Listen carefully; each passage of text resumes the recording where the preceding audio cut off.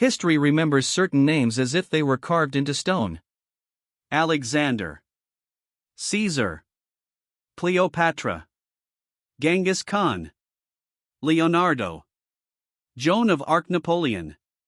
Their faces appear in paintings, statues, books, and documentaries.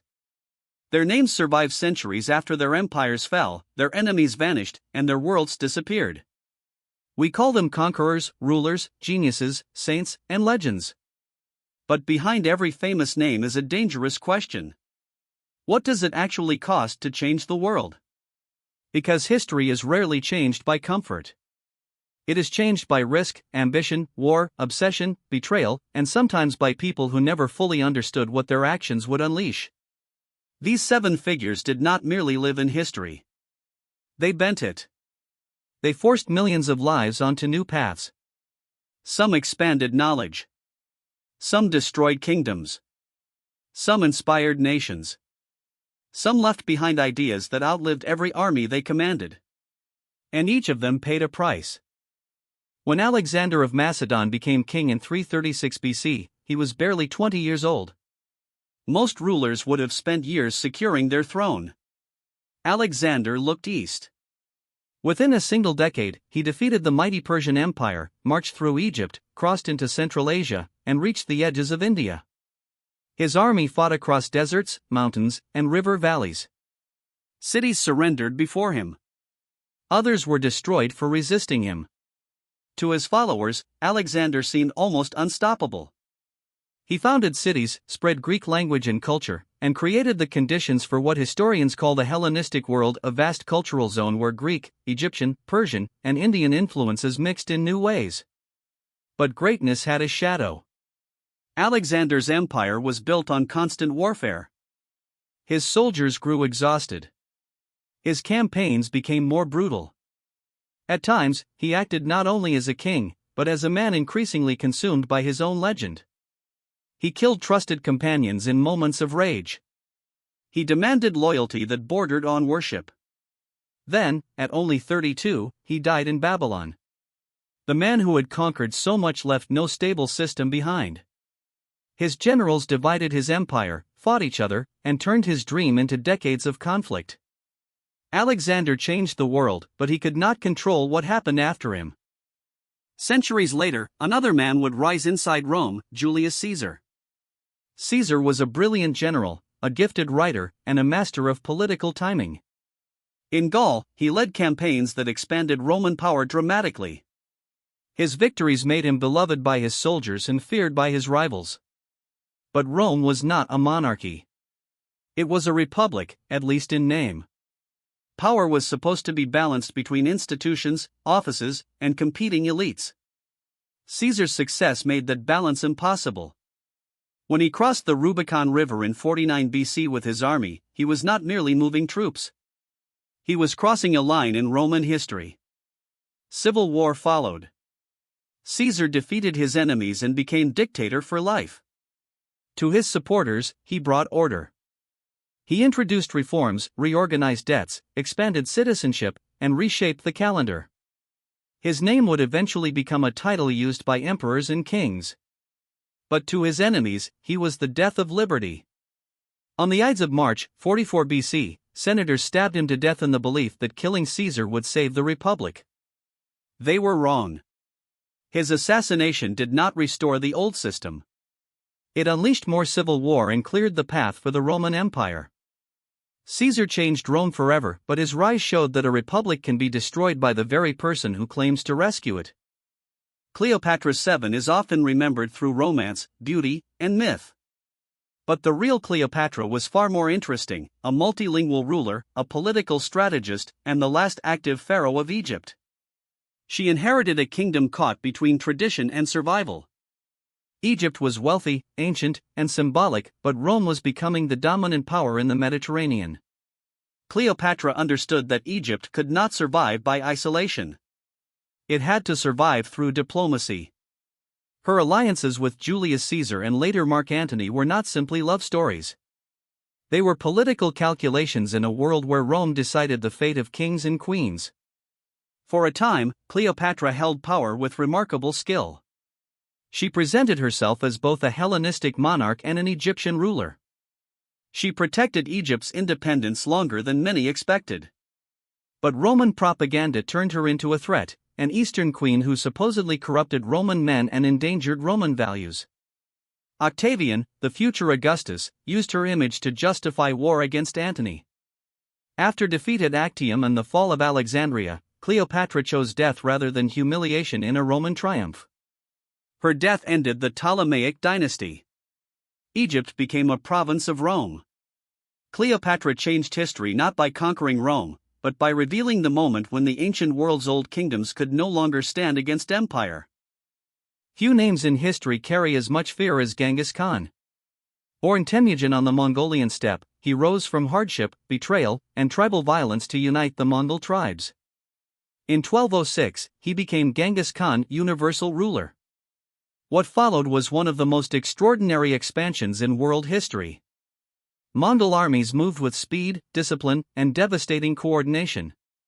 They conquered cities, crushed rival states, and built the largest contiguous land empire ever known. The destruction was immense. Entire cities were massacred. Populations were displaced. The psychological terror of Mongol warfare became part of the empire's weapon.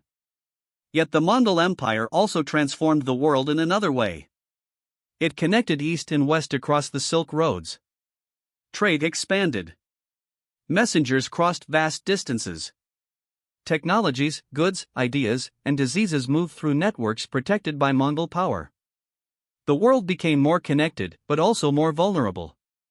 Genghis Khan changed history by building an empire that linked civilizations. But the road he opened was paved with conquest. His legacy forces an uncomfortable truth: connection and destruction can come from the same historical force. Not every world changer ruled an empire or commanded an army. Leonardo da Vinci changed the world with observation. He painted the Mona Lisa and the Last Supper, but art was only one part of his mind. He studied anatomy, water, flight, machines, geometry, weapons, plants, and the movement of light. His notebooks show a person endlessly asking how the world worked. Leonardo lived during the Renaissance, a time when Europe rediscovered classical learning and pushed toward new forms of science, art, and engineering. He represented the idea that knowledge did not have to stay divided. Art could inform science. Science could deepen art. But Leonardo's brilliance had a cost. Many of his projects remained unfinished. His inventions were often too far ahead of available materials or political support. He depended on patrons, courts, and unstable politics. The same imagination that made him extraordinary also made it difficult for him to complete everything he began. And yet, his notebooks became a symbol of human possibility. Leonardo changed the world not because every machine he imagined was built in his lifetime, but because he showed that curiosity itself could be revolutionary. In 1429, France was in crisis.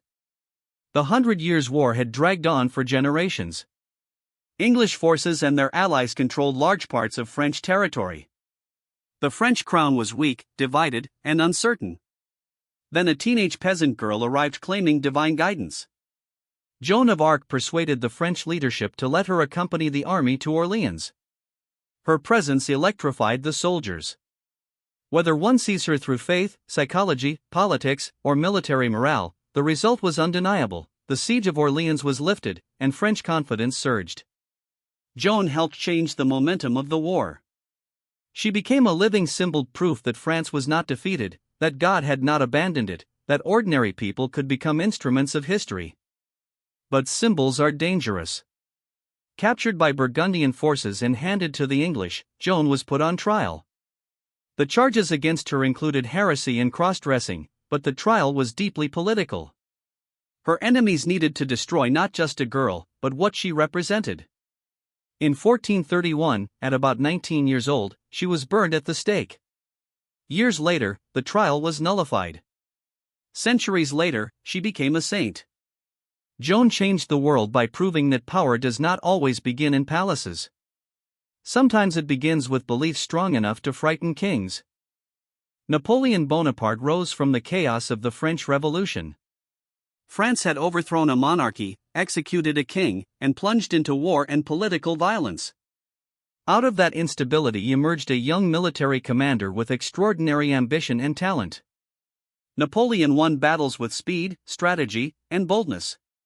He became first consul, then emperor of the French. Across Europe, his armies shattered old coalitions and redrew borders. But Napoleon was not only a conqueror. He also left behind institutions. The Napoleonic Code influenced legal systems far beyond France. Ideas of merit, centralized administration, secular law, and modern bureaucracy spread across territories touched by French power. Yet the cost was enormous. Napoleon's wars consumed Europe. Hundreds of thousands died in campaigns from Spain to Russia. His invasion of Russia in 1812 became a catastrophe, destroying much of his army and beginning his fall. After defeat, exile, return, and final defeat at Waterloo, Napoleon ended his life far from Europe, on the island of St. Helena. He changed the world by carrying revolutionary ideas across a continent, but he carried them with armies. His life became both inspiration and warning. Reform imposed by conquest may transform nations, but it also leaves graves behind. So what do these lives reveal? Alexander spread cultures but left chaos. Caesar brought order but broke a republic. Cleopatra fought for independence but was swallowed by empire. Genghis Khan connected continents through terror and conquest. Leonardo expanded the imagination without finishing much of what he began. Joan of Arc changed a war and died as a political prisoner. Napoleon modernized law while drowning Europe in conflict. None of them were simple. That is the unexpected truth history keeps teaching. The people who change the world are rarely clean symbols. They are human beings operating inside pressure, ambition, fear, belief, and opportunity. Some are remembered as heroes. Some as tyrants. Some as geniuses. Some as martyrs. But their real power lies in the consequences they set in motion. Because changing the world is not the same as improving it. Sometimes it does. Sometimes it does not. And sometimes the same person does both. History is not shaped only by good intentions or evil desires. It is shaped by decisions made at the edge of uncertainty: a river crossed, a city besieged, a crown defended, a notebook filled, a battlefield chosen, a voice believed. And long after these people died, the world they changed continued moving. That may be the greatest price of all. No one who changes history ever fully controls what history becomes.